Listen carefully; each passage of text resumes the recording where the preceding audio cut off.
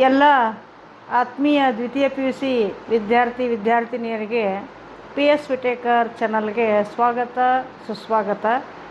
ಇವತ್ತಿನ ದಿನ ನಾ 2ನೇ ಅಧ್ಯಾಯಕ್ಕೆ ಸಂಬಂಧಿಸಿದಂಗೆ ಈ ಅತಿ ಮಹತ್ವದ ಪ್ರಶ್ನೆಗಳನ್ನು ಹೇಳಲಿಕ್ಕೆ ಹೊರಟಿದ್ದೀನಿ. ನಿನ್ನೆ ದಿನ ನಾ 1ನೇ ಚಾಪ್ಟರ್ದು ಹಾಕಿದ್ದೆ, ಓದ್ಕೊಂಡಿದ್ದೀರಿ ಕೇಳ್ಕೊಂಡಿದ್ದೀರಿ ಅಂತ ಅಂದ್ಕೊಂಡಿದ್ದೀನಿ. ನಾನು ಪಾಸಾಗಬೇಕು ಅಂತಂದ್ರೆ ಈ ಪಾಠ ಕೇಳಲೇಬೇಕಾದಂಥ ಪರಿಸ್ಥಿತಿ ನಿಮಗೂ ಅದ. ಅದಕ್ಕೋಸ್ಕರ ನಾ ಈಗ ನಿಮ್ಮ ಸಲುವಾಗಿ ಮಾಡಕತ್ತೀನಿ, ಲಕ್ಷ್ಯ ಕೊಟ್ಟು ಕೇಳ್ರಿ. ಪಾಠದ ಹೆಸರು ಚುನಾವಣೆಗಳು ಮತ್ತು ಭಾರತದಲ್ಲಿ ಪಕ್ಷ ಪದ್ಧತಿ ಅಂತ. ಅದರಲ್ಲಿ ಮೊದಲನೇದಾಗಿ ನಾನು ಆರಂಭ ಮಾಡೋದು ಯಾವುದಪ್ಪ ಅಂತಂದ್ರೆ ಬಹು ಆಯ್ಕೆ ಪ್ರಶ್ನೆ. ಮೊದಲನೇ ಪ್ರಶ್ನೆ, ಚುನಾವಣೆಯ ಮೂಲ ಪದ. ಆಪ್ಷನ್ಸ್ಗಳನ್ನು ಹೇಳ್ತಾ ಹೋಗ್ತಾ ಇದ್ದೀನಿ. ಎ ಎಲಿಗೇರ್, ಬಿ ಪಾಲಿಸ್, ಸಿ ವಿದ್ಯುನ್ಮಾನ ಮತಯಂತ್ರ, ಡಿ ವೋಟಿಂಗ್ ಕಾರ್ಡ್. ಇದರಲ್ಲಿ ಸರಿಯಾದ ಉತ್ತರ ಎಲಿಗೇರ್. ಚುನಾವಣೆಯ ಮೂಲ ಪದ ಎಲಿಗೇರ್ ಅಂತ. ಇನ್ನು 2ನೇ ಪ್ರಶ್ನೆ, ಭಾರತದಲ್ಲಿ ಮತ ಚಲಾಯಿಸಲು ಕನಿಷ್ಠ ವಯೋಮಿತಿ ಎಷ್ಟು ಅಂತ. ಆಪ್ಷನ್ಸ್ಗಳು: option A 18, B 19, C 20, D 21. ಸರಿಯಾದ ಉತ್ತರ 18. ಭಾರತದೊಳಗೆ ಮತ ಚಲಾಯಿಸಲಿಕ್ಕೆ ಕನಿಷ್ಠ ವಯೋಮಿತಿ ಎಷ್ಟೈತಪ್ಪ ಅಂತಂದ್ರೆ 18. ಮೊದಲ ಸ್ವಾತಂತ್ರ್ಯ ನಂತರ ಅದನ್ನು 21 ಇತ್ತು. ಅದನ್ನು ತಿದ್ದುಪಡಿ ಮಾಡಿ ಏನು ಮಾಡ್ಯಾರಪ್ಪ ಅಂತಂದ್ರೆ 18ಕ್ಕೆ ಇಳಿಸಿದ್ದಾರೆ. ಇನ್ನು ಭಾರತ ಚುನಾವಣಾ ಆಯೋಗದಲ್ಲಿ ಎಷ್ಟು ಸದಸ್ಯರಿರುತ್ತಾರೆ ಅಂತ ಅದರಿ. ಅದರಲ್ಲೇ 4, option A, B 5, C 3, D 1 ಅಂತದ. ಇಲ್ಲೇ ಸರಿಯಾದ ಉತ್ತರ ಸಿ 3. ಅಂದರೆ ಒಬ್ಬ ಮುಖ್ಯ ಚುನಾವಣಾ ಆಯುಕ್ತ ಮತ್ತು 2 ಸದಸ್ಯರು ಅಂತ. ಹಾಗಾಗಿ ಟೋಟಲ್ ಎಷ್ಟು ಬಂದ್ರಪ್ಪ ಅಂತಂದ್ರೆ 3 ಜನ. ಇನ್ನು ಭಾರತದ ಚುನಾವಣಾ ಆಯುಕ್ತರನ್ನು ಯಾರು ನೇಮಿಸುತ್ತಾರೆ ಅಂತದರಿ. ಆಪ್ಷನ್ಸ್ಗಳು: ಎ ಮುಖ್ಯಮಂತ್ರಿ, ಬಿ ರಾಷ್ಟ್ರಪತಿ, ಸಿ ಪ್ರಧಾನಿ, ಆಮೇಲೆ ಡಿ ರಾಜ್ಯಪಾಲ ಅಂತ. ಸರಿಯಾದ ಉತ್ತರ ಬಿ ರಾಷ್ಟ್ರಪತಿ. ಇನ್ನು ನೋಟಾ ಎಂದರೆ, ಇದಕ್ಕೆ ಆಪ್ಷನ್ ಎ ಅಂದ್ರೆ NOTA ಮೊದಲು ವಿಸ್ತರಿಸಿ ಅಂತ ಬರ್ತಿತ್ರಿ. ಇಲ್ಲೇ ನೋಟಾ ಎಂದರೆ ಅಂತ ಹೇಳ್ತಾ ಇದ್ದೀವಿ. ಆಪ್ಷನ್ ಎ ಮೇಲಿನವರು ಯಾರೂ ಇಲ್ಲ, ಬಿ ಮೇಲಿನವರು ಎಲ್ಲರೂ, ಸಿ ಒಬ್ಬನೇ, ಡಿ 3 ಉತ್ತರ ಸರಿ. ಸರಿಯಾದ ಉತ್ತರ ಮೇಲಿನವರು ಯಾರೂ ಇಲ್ಲ, ನನ್ ಆಫ್ ದಿ ಅಬೌವ್ ಅಂತ ಇಂಗ್ಲೀಷ್ನಾಗ ಬರ್ತೈತ್ರಿ. ಇನ್ನು ನಾ 2ನೇ ಪ್ರಶ್ನೆ, ಬಿಟ್ಟ ಸ್ಥಳ ತುಂಬಿರಿ ಅಂತ ಹೇಳ್ತಾ ಹೋಗ್ತೀನಿ ರೀ. ನಿನ್ನೆ ದಿನ ನಾ ಕೆಳಗಡೆ ಎಲ್ಲ ಆಪ್ಷನ್ಸ್ ಕೊಡ್ತಾ ಹೋಗಿದ್ರಿ. ಹಂಗೆ ಮಾಡಿ ಟೈಮ್ ವೇಸ್ಟ್ ಮಾಡೋದು ಬೇಡ ಅಂಥೇಳಿ ನಾ ಏನು ಮಾಡೀನಪ್ಪ ಅಂತಂದ್ರೆ ಅಲ್ಲಿದಲ್ಲೇ ಹೇಳ್ತೀನಿ ರೀ. ಈಗ ಮೊದಲನೇ ಪ್ರಶ್ನೆ, ಭಾರತ ಚುನಾವಣಾ ಆಯೋಗದ ಆಯುಕ್ತರ ಅಧಿಕಾರಾವಧಿ ಡ್ಯಾಶ್ ಡ್ಯಾಶ್ ಡ್ಯಾಶ್ ಇರುತ್ತದೆ ಅಂತದ ರೀ. ಅಲ್ಲಿ ತುಂಬಬೇಕಾದ್ರೆ 6 ವರ್ಷ ಅಂತ ಬರಿಬೇಕ್ರಿ. ಇನ್ನು 2ನೇದು, ಭಾರತದಲ್ಲಿ ಡ್ಯಾಶ್ ಡ್ಯಾಶ್ ಪದ್ಧತಿ ಇದೆ. ಅದಕ್ಕೆ ಸಂಬಂಧಿಸಿದಂಗೆ ಬಹುಪಕ್ಷ ಪದ್ಧತಿ ಅಂತ ನಾವೇನು ಮಾಡಬೇಕಾಗ್ತದೆ, ಉತ್ತರ ಬರಿಬೇಕಾಗ್ತದೆ.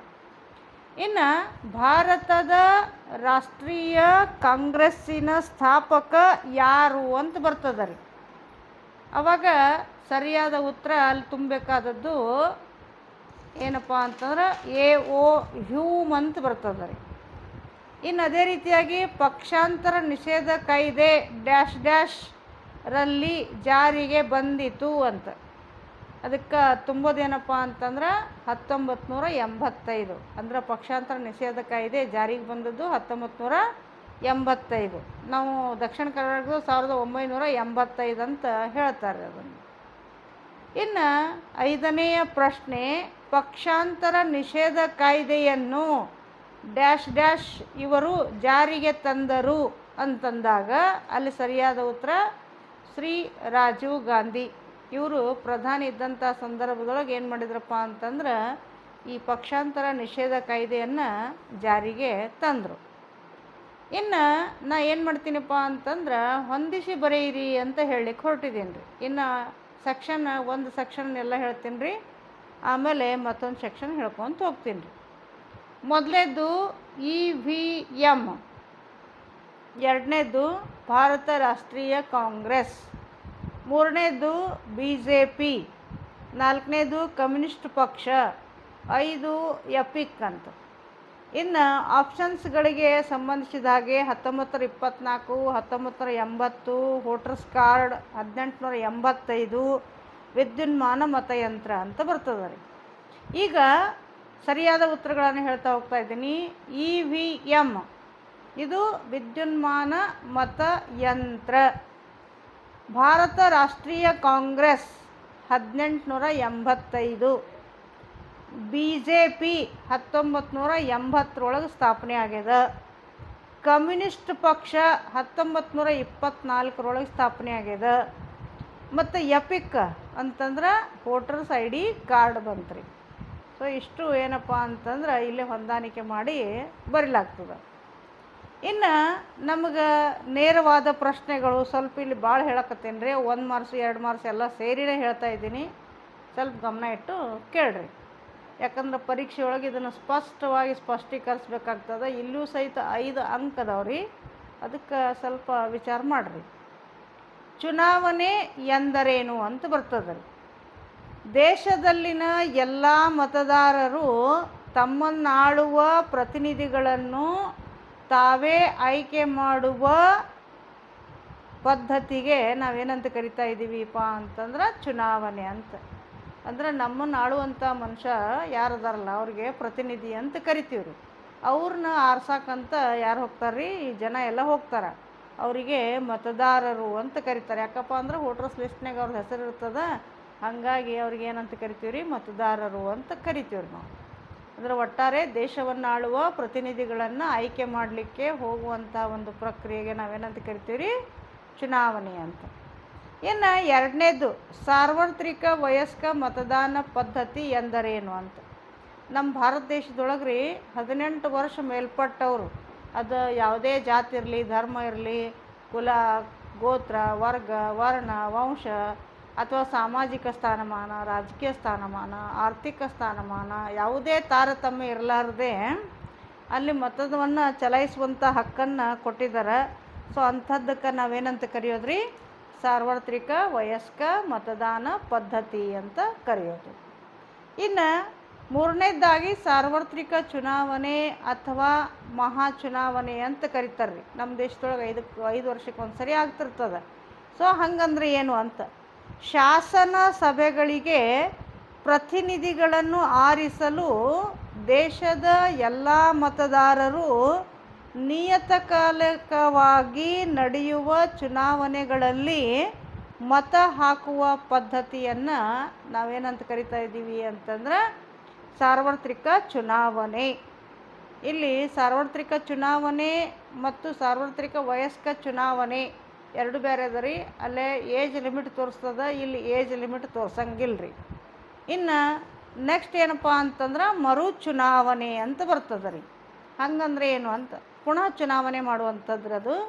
ಆದ್ರೆ ನಾ ಇಷ್ಟು ಸ್ವಲ್ಪ ಎಲ್ಲ ಜಾಸ್ತಿ ಹೇಳ್ತೀನಿ ರೀ. ಅದು ಸಾರ್ವತ್ರಿಕ ಚುನಾವಣೆಗಳು ನಡೆಯುವಂಥ ಸಂದರ್ಭದಲ್ಲಿ ಯಾವುದೇ ಮತಗಟ್ಟೆಯೊಳಗೆ ಆಕ್ರಮ ನಡೆಯುವಂಥದ್ದು, ಮತಪಟ್ಟಿಗೆ ವಶಪಡಿಸಿಕೊಳ್ಳುವಂಥದ್ದು ಅಥವಾ ನಾಶ ಮಾಡುವಂಥದ್ದು, ಕಸಿದುಕೊಳ್ಳೋದು, ಆಮೇಲೆ ಚುನಾವಣಾ ಸಿಬ್ಬಂದಿಗೆ ತಮ್ಮ ಕರ್ತವ್ಯ ನಿರ್ವಹಿಸಲಾರದಂಗೆ ಅಡಚಣೆ ಉಂಟು ಮಾಡುವಂಥದ್ದು, ಅವ್ಯವಹಾರ ನಡೆಯುವಂಥದ್ದು, ಅಂಥ ಸಂದರ್ಭದೊಳಗೆ ಆ ಚುನಾವಣೆ ರದ್ದುಪಡಿಸ್ತಾರೆ ರೀ, ಮತ್ತೊಮ್ಮೆ ಚುನಾವಣೆ ಮಾಡ್ತಾರೆ. ಅಂಥದ್ದಕ್ಕೆ ಏನಂತ ಕರೆಯೋದ್ರಿ, ಮರು ಚುನಾವಣೆ. ಅದಕ್ಕೆ ನಾವು ಪುನಃ ಚುನಾವಣೆಯನ್ನು ನಡೆಸುವುದು ಅಂತ ಇಲ್ಲಿ ಹೇಳ್ತಾರೆ ರೀ. ಇನ್ನು ನೆಕ್ಸ್ಟ್ ಏನಪ್ಪ ಅಂತಂದ್ರೆ ಉಪಚುನಾವಣೆ ಎಂದರೇನು ಅಂತ ಬರ್ತದೆ ರೀ. ಅಂದರೆ ಒಂದು ನಿರ್ದಿಷ್ಟ ಕ್ಷೇತ್ರದೊಳಗೆ ಪ್ರಜೆಗಳಿಂದ ಚುನಾವಣೆಗಳ ಮೂಲಕ ಆಯ್ಕೆಯಾದ ಪ್ರತಿನಿಧಿ ತನ್ನ ಅಧಿಕಾರಾವಧಿ ಮುಗಿಯೋ ಮುನ್ನನೇ ರಾಜೀನಾಮೆ ಕೊಟ್ಟಿರ್ತಾರೆ, ಇಲ್ಲ ಮರಣ ಹೊಂದಿರ್ತಾರೆ, ಅಥವಾ ಇನ್ನಿತರ ಕಾರಣಕ್ಕಾಗಿ ಅವ್ರೇನು ಮಾಡ್ತಾರಪ್ಪ ಅಂತಂದ್ರೆ ತನ್ನ ಸದಸ್ಯತ್ವವನ್ನು ಕಳೆದುಕೊಳ್ತಾರೆ.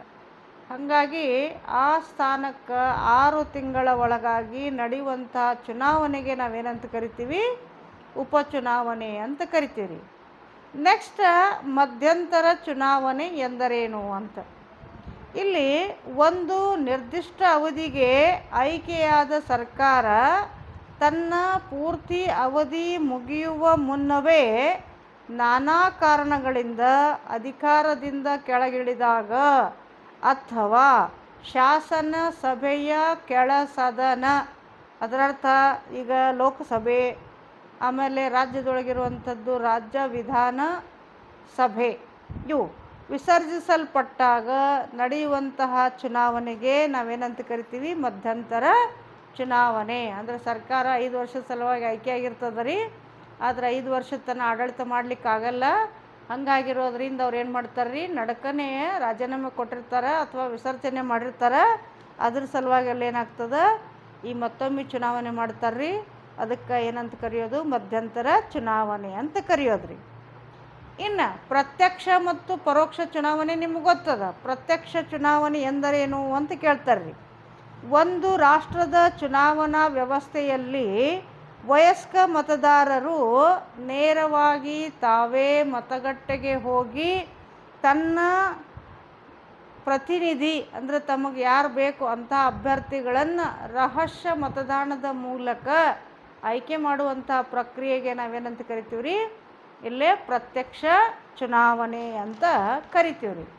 ಇನ್ನು ಅದೇ ರೀತಿಯಾಗಿ ಪ್ರತ್ಯಕ್ಷ ಚುನಾವಣೆಗೆ ಉದಾಹರಣೆ ಕೊಡ್ರಿ ಅಂತ ಕೇಳಿದ್ದಾದ್ರೆ ಅಮೇರಿಕಾದ ಕಾಂಗ್ರೆಸ್ಸಿನ ಕೆಳಸದನ, ಅಂದ್ರೆ ನಮ್ಮಲ್ಲಿ ನಾವು ಪಾರ್ಲಿಮೆಂಟ್ ಹೆಂಗೆ ಅಂತೀವಿ ನೋಡ್ರಿ, ಸಂಸತ್ ಹೆಂಗೆ ಕರಿತೀವ್ರಲ್ಲ, ಹಂಗೆ ಅಮೇರಿಕಾದಾಗ ಕಾಂಗ್ರೆಸ್ ಅಂತ ಕರೀತಾರೆ ರೀ. ಅಲ್ಲಿರುವಂಥ ಕೆಳ ಸದನಕ್ಕೆ ನಾವೇನು ಚುನಾವಣೆ ಆಗ್ತದೆ ಅದಕ್ಕೆ ಪ್ರತಿನಿಧಿ ಸಭೆ ಅಂತ ಕರೀತಾರೆ ರೀ, ರೀಪ್ರೆಸೆಂಟೇಟಿವ್ ಆಫೀಸ್ ರೀ ಅದ. ಸೊ ಹಾಗಾಗಿರೋದ್ರಿಂದ ಅಲ್ಲಿ ಏನಪ್ಪ ಅಂತಂದ್ರೆ ಚುನಾವಣೆ ನೇರವಾಗಿ ನಡೀತದೆ, ಪ್ರತ್ಯಕ್ಷವಾಗಿ ನಡೀತದೆ. ಆ ಕೆಳ ಸದನಕ್ಕೆ ಅದು ಪ್ರತಿನಿಧಿ ಸಭೆ ಅಂತ ಕರೀತಾರೆ ರೀ. ಇನ್ನು ಇಂಗ್ಲೆಂಡ್ನೊಳಗೆ ಇನ್ನೊಂದು ಎಕ್ಸಾಂಪಲ್ ಹೇಳೋದಪ್ಪ ಅಂತಂದ್ರೆ ಅಲ್ಲಿ ಪಾರ್ಲಿಮೆಂಟ್ ಅದ ರೀ. ಅಲ್ಲಿ ಕೆಳ ಸದನಕ್ಕೆ ಅಂದ್ರೆ ಸಾಮಾನ್ಯ ಸಭೆ ಅಂತ ಕರೀತಾರೆ ರೀ. ಅಲ್ಲಿ ಇಲೆಕ್ಷನ್ ಮಾಡ್ತಾರೆ ರೀ. ಆದರೆ ನಾವು ವಿಶೇಷ ಅಂದ್ರೆ ಭಾರತದೊಳಗೆ ಲೋಕಸಭೆ ರಾಜ್ಯಸಭೆ ಎರಡೂ ಕಡೆಗೂ ನಾವೇನು ಮಾಡ್ತೀವಪ್ಪ ಅಂತಂದ್ರೆ ಪ್ರತ್ಯಕ್ಷವಾಗಿ ಚುನಾವಣೆ ನಡೆಸಲಾಗ್ತದೆ.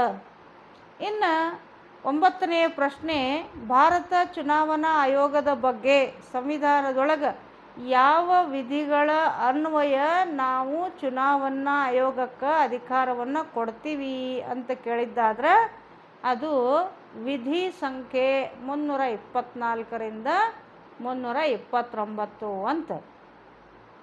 ಇನ್ನು ಇಲ್ಲೇ ರಾಷ್ಟ್ರೀಯ ಪಕ್ಷ ಎಂದರೇನು ಅಂತ ಬರ್ತದೆ ರೀ. ರಾಷ್ಟ್ರೀಯ ಪಕ್ಷ ಬೇರೆ ರೀ, ಪ್ರಾದೇಶಿಕ ಪಕ್ಷಗಳು ಬೇರೆ. ಈಗ ರಾಷ್ಟ್ರೀಯ ಪಕ್ಷಕ್ಕೆ ಅರ್ಥ ಹೇಳ್ತಾ ಹೋಗ್ತಾ ಇದ್ದೀನಿ. ಲೋಕಸಭಾ ಮತ್ತು ವಿಧಾನಸಭಾ ಈ ಚುನಾವಣೆಯೊಳಗೆ 4 ಅಥವಾ ಹೆಚ್ಚು ರಾಜ್ಯಗಳಲ್ಲಿ ಒಂದು ಶೇಕಡಾವಾರು ಎಷ್ಟಪ್ಪ ಅಂತಂದ್ರೆ 6ರಷ್ಟು ಚಲಾಯಿಸಿದ ಊರ್ಜಿತ ಮತಗಳನ್ನು ಪಡೆದಿರುವಂತಹ ಒಂದು ಪಕ್ಷ, ಅಥವಾ ಯಾವುದೇ ರಾಜ್ಯ ಅಥವಾ ರಾಜ್ಯಗಳಲ್ಲಿ 4 ಲೋಕಸಭಾ ಸ್ಥಾನ ಪಡೆದಿದ್ದಾಗಿದ್ರೆ ಅಂತಹ ಪಕ್ಷಕ್ಕೆ ನಾವೇನಂತ ಕರಿತೀವಪ್ಪ ಅಂತಂದ್ರೆ ರಾಷ್ಟ್ರೀಯ ಪಕ್ಷ ಅಂತ ಕರೀತಾರೆ. ಅಂದರೆ ಒಟ್ಟಾರೆ 4 ರಾಜ್ಯಕ್ಕಿಂತ ಹೆಚ್ಚಿಗೆ ಇರುವಂತಹ ರಾಜಕೀಯ ಪಕ್ಷ ಯಾವುದದ, ಯಾವುದ್ರೊಳಗೆ ಇರ್ತದೆ ಅಂಥದ್ದಕ್ಕೆ ನಾವೇನಂತ ಕರಿತೀವಿ ರೀ, ರಾಷ್ಟ್ರೀಯ ಪಕ್ಷ ಅಂತ ಕರಿತೀವಿ ರೀ. ಇನ್ನು ಮತದಾರರ ಗುರುತಿನ ಚೀಟಿಯನ್ನು ಯಾರು ಜಾರಿಗೆ ತಂದರು ಅಂತ ಕರೆದಿದ್ದಾದ್ರೆ ಕೇಳಿದ್ದಾದ್ರೆ ಶ್ರೀ T.N. ಶೇಷನ್ ಅಂತ ಹೇಳ್ಬೇಕ್ರಿ, ಬೇರೆದವ್ರ ಹೆಸರು ತಗೊಳ್ಳೋಂಗಿಲ್ಲ. ಇನ್ನು ನಾ ಈಗ ನಿಮಗೆ 2 ಅಂಕದ ಪ್ರಶ್ನೆಗಳನ್ನು ಹೇಳ್ತಾ ಹೋಗ್ತಾ ಇದ್ದೇನೆ ರೀ. ರಾಷ್ಟ್ರೀಯ ಪಕ್ಷವನ್ನು ವ್ಯಾಖ್ಯಾನಿಸಿ ಅಥವಾ ರಾಜಕೀಯ ಪಕ್ಷವನ್ನು ವ್ಯಾಖ್ಯಾನಿಸಿ ಅಂತ ಹೇಳ್ತಾರೆ ರೀ. ರಾಷ್ಟ್ರೀಯ ಹೇಳೋಕ್ಕಿಲ್ಲ, ಸಾಧ್ಯ ಆದಷ್ಟು ರಾಜಕೀಯ ಪಕ್ಷ ಅಂತಲೇ ಕರೀತಾರೆ ರೀ. ರಾಜಕೀಯ ಪಕ್ಷವನ್ನು ವ್ಯಾಖ್ಯಾನಿಸಿ ಅಂತ. ಅದಕ್ಕೆ ಗಿಲ್ಕ್ರಿಸ್ಟ್ ಅಂತ ಹೆಸರು ಬರಿಬೇಕ್ರಿ. ಹೆಸರಿಗೆ 1 ಮಾರ್ಕ್ಸು ಮತ್ತು ಡೆಫಿನೇಷನಿಗೆ 1 ಮಾರ್ಕ್ಸು, ಟೋಟಲ್ 2 ಮಾರ್ಕ್ಸ್ ಇರ್ತದೆ ರೀ. ಹಾಗಾಗಿರೋದ್ರಿಂದ ಗಿಲ್ಕ್ರಿಸ್ಟ್ ಪ್ರಕಾರ ಅಲ್ಲೇ ಕಾಮ ಕೊಡ್ಬೇಕ್ರಿ, ಮತ್ತು ಇನ್ವರ್ಟೆಡ್ ಕಾಮ ಹಾಕಬೇಕ್ರಿ. ಹಾಕಿ ಸಮಾನ ರಾಜಕೀಯ ಗುರಿಗಳನ್ನು ಹೊಂದಿ ಸಂಘಟನೆಯ ಮೂಲಕ ಅಧಿಕಾರ ಪಡೆದು ತನ್ನ ಪಕ್ಷದ ಧ್ಯೇಯ ಗುರಿಗಳಿಗೆ ಅನುಗುಣವಾಗಿ ರಾಷ್ಟ್ರದ ಆಡಳಿತವನ್ನು ನಡೆಸುವಂಥ ಗುಂಪಿಗೆ ನಾವೇನಂತ ಕರಿತೀವಿ? ರಾಜಕೀಯ ಪಕ್ಷ ಅಂತ ಕರಿತೀವಿ ರೀ. ಇನ್ನು ಪಕ್ಷ ಪದ್ಧತಿ ನಾವು ಈಗಾಗಲೇ ಹೇಳಿದ್ದೀವಿ. ಅವು ಎಷ್ಟು ವಿಧಗಳಿದಾವ ಅಂತ ಕೇಳಿದ್ದಾದ್ರೆ ಅವು 3 ರೀ.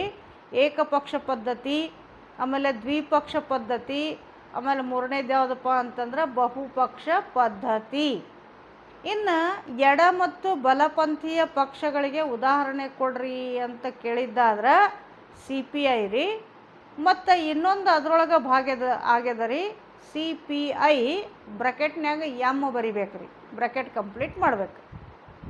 ಇನ್ನು 4ನೇದು ಪಕ್ಷಾಂತರಕ್ಕಿರುವಂಥ ವಿವಿಧ ಹೆಸರುಗಳು, ಅದರರ್ಥ ನಾನಾ ಹೆಸರುಗಳು ಅಂತ ಕೇಳ್ತಾರೆ ನಮಗೆ.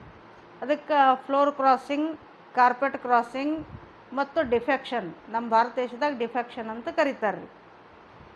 ಇನ್ನು ಸಮ್ಮಿಶ್ರ ಸರ್ಕಾರ ಎಂದರೇನು ಅಂತ, ಸಾರ್ವತ್ರಿಕ ಚುನಾವಣೆ ನಡೀತದೆ ನೋಡ್ರಿ. ಅವಾಗ ಯಾವ ಪಕ್ಷಕ್ಕೂ ಬಹುಮತ ಸಿಗಲಿಲ್ಲಪ್ಪ ಅಂತಂದ್ರೆ ಮೈತ್ರಿಕೂಟ ಪೂರ್ವಾನ್ವಾಗಿ ಅಥವಾ ನಂತರದೊಳಗೆ ಅಲ್ಲೇ ರಚನೆ ಮಾಡ್ಕೊಂಡು ಏನು ಮಾಡ್ತಾರಪ್ಪ ಅಂತಂದ್ರೆ ಸರ್ಕಾರದ ರಚನೆ ಮಾಡ್ತಾರೆ, ಅಥವಾ 2ಕ್ಕಿಂತ ಹೆಚ್ಚು ಪಕ್ಷಗಳು ಸೇರಿ ಸರ್ಕಾರ ರಚಿಸುವುದಕ್ಕೆ ನಾವೇನಂತ ಕರಿತೀವಿ ರೀ? ಸಮ್ಮಿಶ್ರ ಸರ್ಕಾರ ಅಂತ ಕರಿತೀವಿ. ಇನ್ನು ರಾಷ್ಟ್ರೀಯ ಪಕ್ಷಗಳನ್ನು ಹೆಸರಿಸಿರಿ ಅಂತಂದಾಗ ಭಾರತ ರಾಷ್ಟ್ರೀಯ ಕಾಂಗ್ರೆಸ್ ರೀ, ಭಾರತ ಜನತಾ ಪಾರ್ಟಿ, ಭಾರತೀಯ ಸಮಾಜವಾದಿ ಪಕ್ಷ, JDS, ಮುಸ್ಲಿಂ ಲೀಗ್, ಇವೆಲ್ಲ ಯಾವ್ದ್ರೊಳಗೆ ಬರ್ತಾವ್ರಪ್ಪ ಅಂತಂದ್ರೆ ಈ ರಾಷ್ಟ್ರೀಯ ಪಕ್ಷದೊಳಗೆ ಬರ್ತಾವ. ಇನ್ನು ಪ್ರಮುಖ ಪ್ರಾಂತೀಯ ಪಕ್ಷಗಳನ್ನು ಹೆಸರಿಸ್ರಿ ಅಂತ ನಿಮಗೆ ಹೇಳಿದ್ದಾದ್ರೆ, ಅಥವಾ ಪ್ರಾದೇಶಿಕ ಪಕ್ಷಗಳನ್ನು ಹೆಸರಿಸ್ರಿ ಅಂತ ಹೇಳಿದ್ದಾದ್ರೆ ಅಲ್ಲಿ ನೀವು ಏನು ಮಾಡಬೇಕಪ್ಪ ಅಂತಂದ್ರೆ ತಮಿಳ್ನಾಡೊಳಗೆ DMK ಅಥವಾ AIADMK, ಇನ್ನೊಂದು ಸರಿ ಹೇಳ್ತೀನಿ ನೋಡ್ರಿ, AIADMK, ಇವು 2 ಪಕ್ಷಲಿದಾವ್ರಿ. ಬಿಹಾರದೊಳಗೆ RJD ಅದ ರೀ, ಒರಿಸ್ಸಾ ಒಳಗೆ ಬಿಜು ಜನತಾ ದಳ ಅದ ರೀ, UP ಒಳಗೆ SJP ಅದ ರೀ, ಮಹಾರಾಷ್ಟ್ರದೊಳಗೆ ಶಿವಸೇನೆ ಅದ ರೀ. ಸೊ ಇಷ್ಟೆಲ್ಲ ಯಾವುದಕ್ಕೆ ಬರ್ತದಪ್ಪ ಅಂತಂದ್ರೆ 2ನೇ ಚಾಪ್ಟರ್ ಒಳಗೆ ಬರ್ತಾ ಇದೆ. ಹಾಗಾಗಿರೋದ್ರಿಂದ ಇದನ್ನು ಸಹ ನೀವೇನು ಮಾಡ್ರಪ್ಪ ಅಂತಂದ್ರೆ ಪರೀಕ್ಷೆ ನಾಳೆ ಬರೆಯಾಕತ್ತೀನಿ ಅಂತಂದ್ರೂ ಇವತ್ತಿನಂಗೆ ನೀವೇನು ಮಾಡ್ರಪ್ಪ ಅಂತಂದ್ರೆ ಅದನ್ನು ಕೇಳ್ಕೊತ ಹೋಗ್ರಿ, ಹಗಲೆಲ್ಲ ನೋಡ್ಕೊತ ಹೋಗ್ರಿ, ನಿಮಗೆ ಬಾಹಟ್ ಆಗ್ತದೆ ರೀ. ಯಾಕಪ್ಪ ಅಂತಂದ್ರೆ ಪುಸ್ತಕ ಓದೋದ್ರಾಗ ನಿಮಗೆ ಇಂಟ್ರೆಸ್ಟ್ ಇರೋಂಗಿಲ್ಲ, ಮೊಬೈಲ್ ನೋಡೋದ್ರಾಗ ಇಂಟ್ರೆಸ್ಟ್ ಇರ್ತೈತೆ ಅನ್ನೋದು ನಮಗೆ ಗೊತ್ತದ. ಅದಕ್ಕೆ ಮೊಬೈಲ್ ನೋಡ್ತೀರಿ, ಏನು ನೋಡ್ರಪ್ಪ ಅಂತಂದ್ರೆ ಈ ಪ್ರಶ್ನೋತ್ತರಗಳನ್ನು ನೋಡ್ರಿ, ಕೇಳ್ರಿ, ಆರಾಮಾಗಿ ಪಾಸ್ ಆಗ್ತೀರಿ. ಇಷ್ಟು ಹೇಳ್ತಾ ನಿಮಗೆ ಇಷ್ಟ ಆಗಿತ್ತಪ್ಪ ಅಂತಂದ್ರೆ ಲೈಕ್ ಮಾಡಿರಿ, ಶೇರ್ ಮಾಡಿರಿ. ಯಾಕಪ್ಪ ಅಂದ್ರೆ ನಿಮ್ಮ ಫ್ರೆಂಡ್ಸಿಗೂ ಇದ್ರ ಅವಶ್ಯಕತೆ ಇರ್ತದೆ, ಅವ್ರಿಗೂ ಶೇರ್ ಮಾಡಿರಿ. ಮತ್ತು ನಿಮಗೆ ಏನು ತಿಳಿಯಂಗಿಲ್ಲ ಅದನ್ನು ನನಗೆ ಕಮೆಂಟ್ ಮಾಡಿ ಹೇಳ್ರಿ. ಮತ್ತು ಸಬ್ಸ್ಕ್ರೈಬ್ ಮಾಡೋದು ಮರಿಬೇಡ್ರಿ. ಧನ್ಯವಾದ.